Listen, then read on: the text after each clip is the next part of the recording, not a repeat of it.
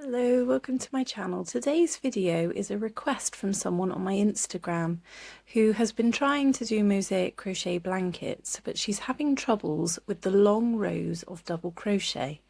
At the back of the blanket, she's then finding that the single crochet on the row below the double crochet row is flapping a little bit, and I can show you a little trick to help you fix that problem.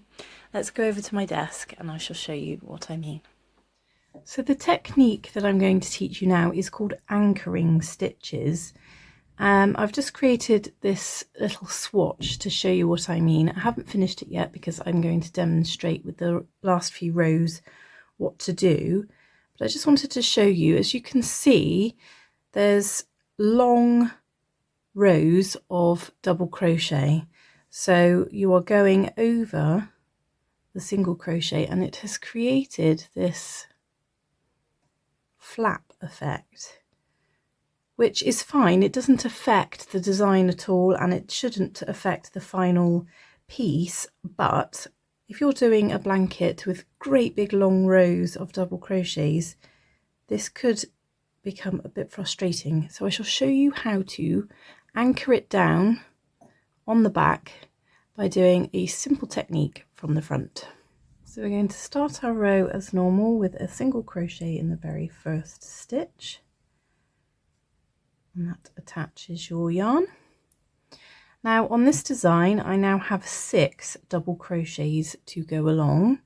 So normally in mosaic crochet you just go down and work into the front loop only and complete your stitch, and that is overlaying the pink layer that we have here.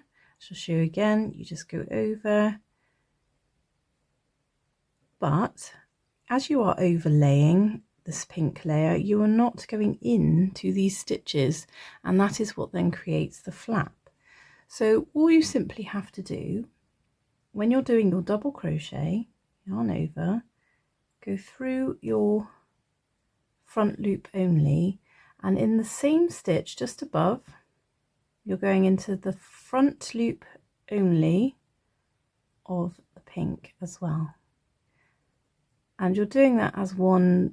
You're treating the front loop only of the double crochet you're working into and this front loop only of the pink as one stitch. You just treat it as one and then complete your double crochet. I shall show you that again. So you yarn over and you're going to do your normal mosaic stitch of front loop only, but you just include the front loop of the one above. One more time, yarn over and then catch that front loop of the one above. And it's that easy.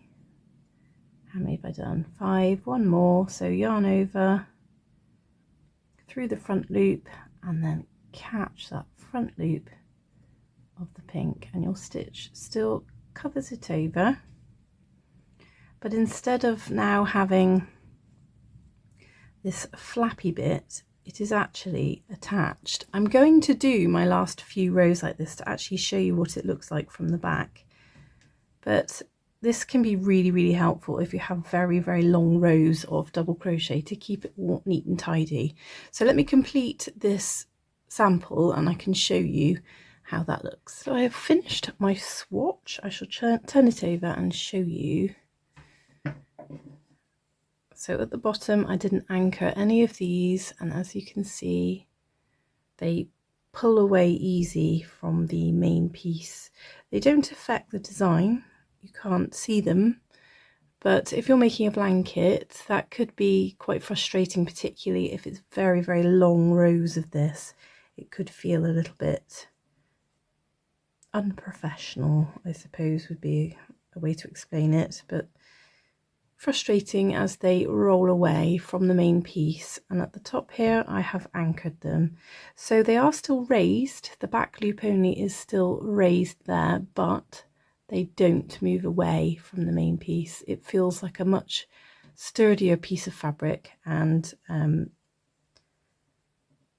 less flappy.